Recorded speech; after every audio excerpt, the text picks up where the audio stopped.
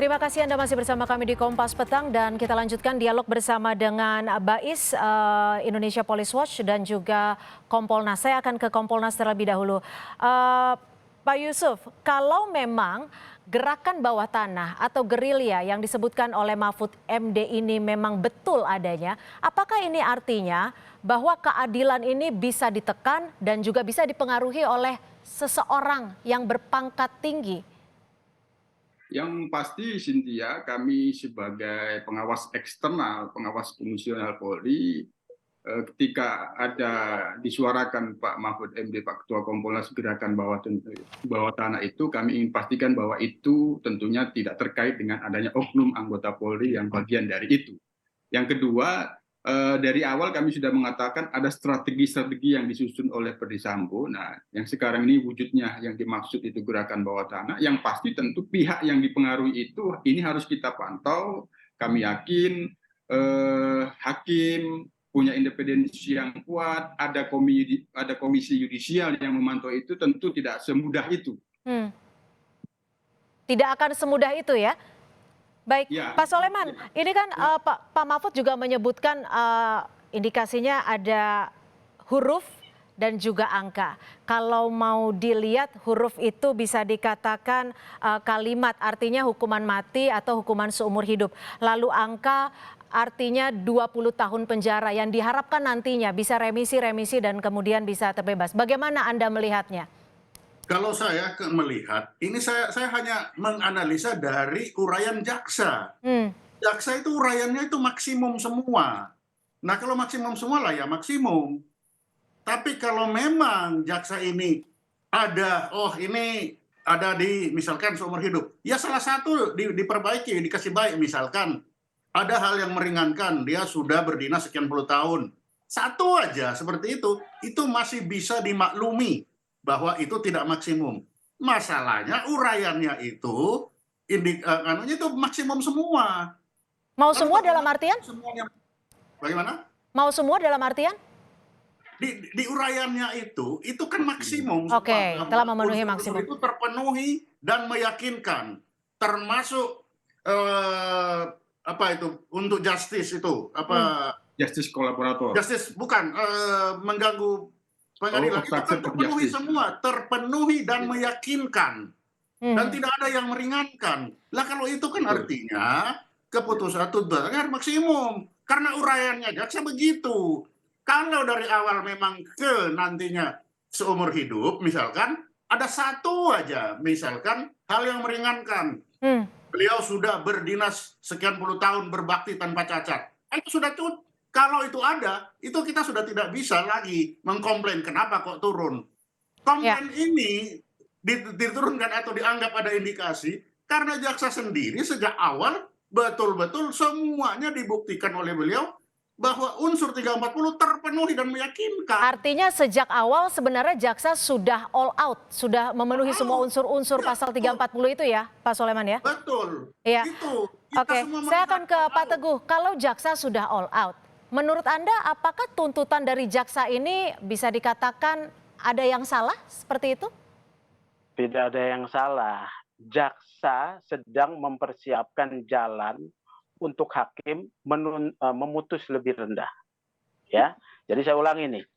Jaksa sedang memberikan jalan untuk hakim memutus lebih rendah. Jalannya di mana? Itu yang tadi disebut oleh Pak Ponto, yaitu hal yang meringankan. Jaksa tuntutan kepada terdakwa lain hal-hal yang umum, tidak pernah dihukum, sopan di persidangan, mengakui perbuatannya, dimasukkan sebagai unsur yang meringankan. Nah, jaksa ini dengan bijaksana dalam tanda kutip ya, itu akan membuka ruang buat hakim supaya hakim mengisi itu. Ketika hakim mengisi itu, ada alasan sosiologis untuk menurunkan putusan di bawah tuntutan. Ini kuncinya ya. Nah, nanti yang kedua soal disparitas ya, soal disparitas. Karena Ibu PC dan juga Ricky Rijal, ya saya garis bawahi Ibu PC dan Ricky Rijal yang terlibat di dalam pembicaraan soal menembak. Ini dituntutnya 8 tahun. Ini pekerjaan yang berat buat hakim dalam konsep disparitas putusan. Ya. Kalau Sambo tuntutannya hukuman seumur hidup, ini 8 tahun. Hakim harus mendekatkan, Baik. mendekatkan.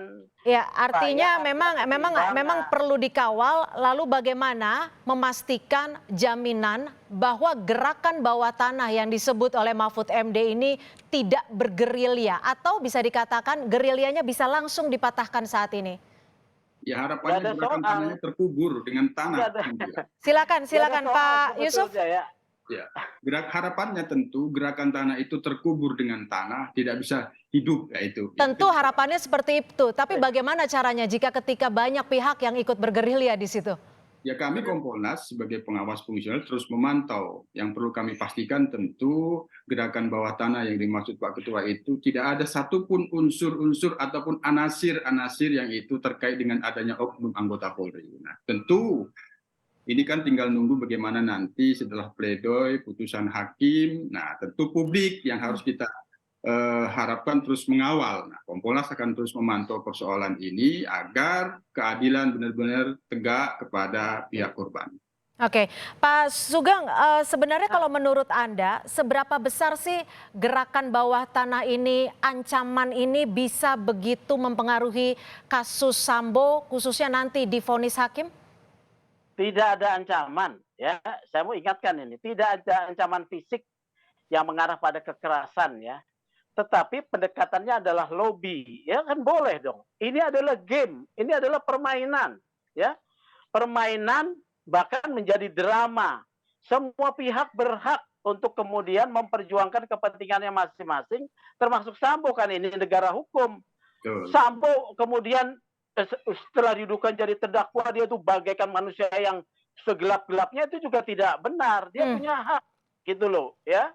Jadi permainan ini dilihat saja, asal permainan ini tidak melanggar garis demarkasi hukum pidana, suap, ya, intimidasi, ya, menjanjikan sesuatu. Oke. Loh, kalau misalnya ada yang bicara, Bapak Hakim kasih keadilan untuk Sambo, ya, jangan dihukum mati. Iya, saya akan ke Pak Soleman. Pak Soleman, kalau disebut oleh Pak Sugeng adalah permainan, lobby-lobby. Tapi di sisi lain, bukankah hukum itu bicara soal fakta? Ya, betul.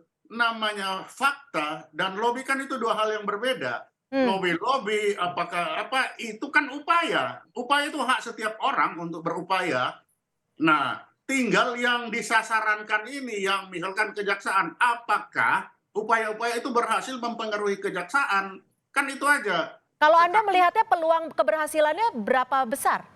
Lah, kalau saya melihat ini ada hasilnya. Ada hasilnya? Kejaksaan sejak awal itu kalau bilang gas penuh, tentunya di akhir kok tidak jadi penuh.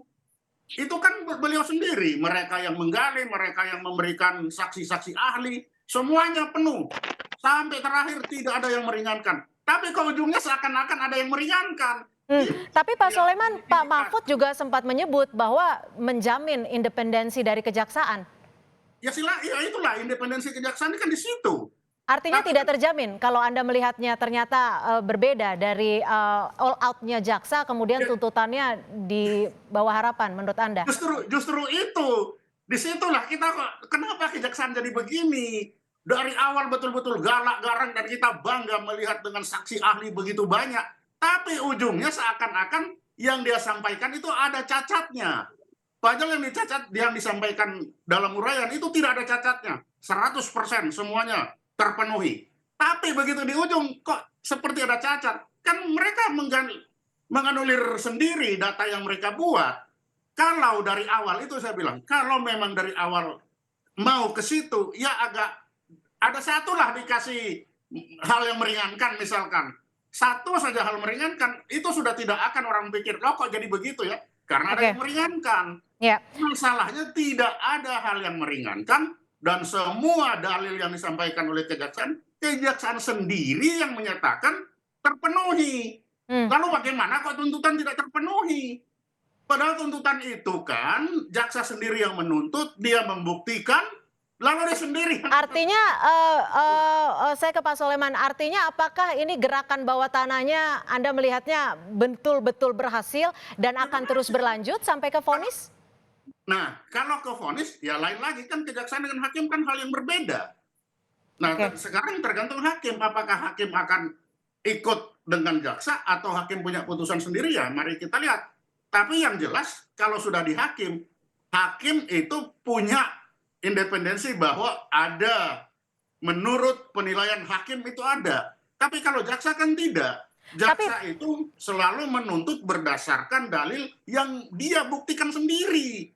Tapi gini Pak Sugeng, kalau kita melihat soal tuntutan, ini kan sejatinya dilakukan secara arif dan bijaksana dan sudah ada aturannya. Jadi tidak akan semena-mena jaksa menuntut hal yang terlalu berbeda gitu dari poin-poin atau fakta-fakta yang ditemukan di persidangan. Tuntutan hukuman seumur hidup itu menurut saya sudah cukup maksimal ya. Sudah cukup maksimal. Karena untuk terdakwa lainnya? Sudah cukup maksimal. Nah, disparitasnya itu problem ya. Terdakwa lain tuh semestinya kayak PC dan Ricky Rizal itu kalau Sambo hukuman seumur hidup minimal dia 15 tahun.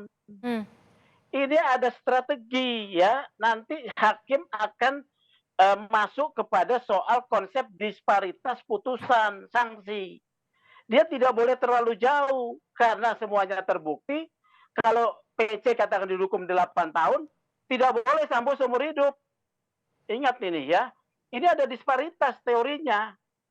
Jadi saya bilang, itu indikasinya jaksa bukan tidak tahu ada hal yang meringankan buat Sambo. Itu dibuka pintu buat hakim agar diisi sehingga putusannya lebih rendah.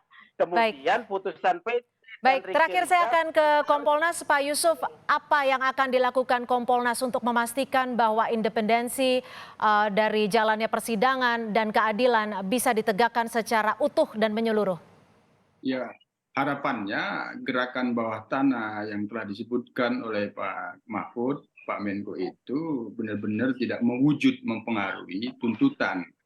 Tuntutan jaksa itu kan seharusnya kalau publik memahami dengan rasa, namanya penuntut, namanya tuntutan itu kan biasanya kan maksimal kan bahasa itu. Nah, tentu dalam hal ini kami sendiri dalam pantauan sepanjang ini informasi yang kami peroleh dari Komisi Kejaksaan sampai sejauh ini belum ada arah ke sana. Tapi tentu ini kami yakin bahwa kaitannya dengan kewenangan jaksa tentu Kompolnas tidak ingin mencampuri. Hanya Komisi Kejaksaan sebagai bagian dari mitra Kompolnas tentu kami akan terus melakukan komunikasi yang pasti bagian dari hal yang perlu dipastikan oleh Kompolnas yang terkait dengan kinerja anggota dan Polri itu yang ingin kami pastikan bahwa itu tidak ada dalam gerakan bawah tanah itu.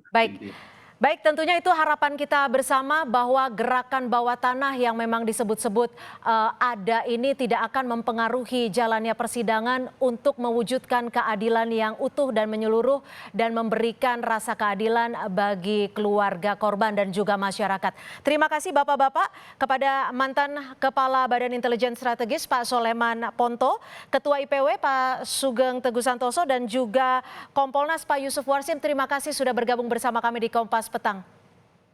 Terima kasih. Selamat sore.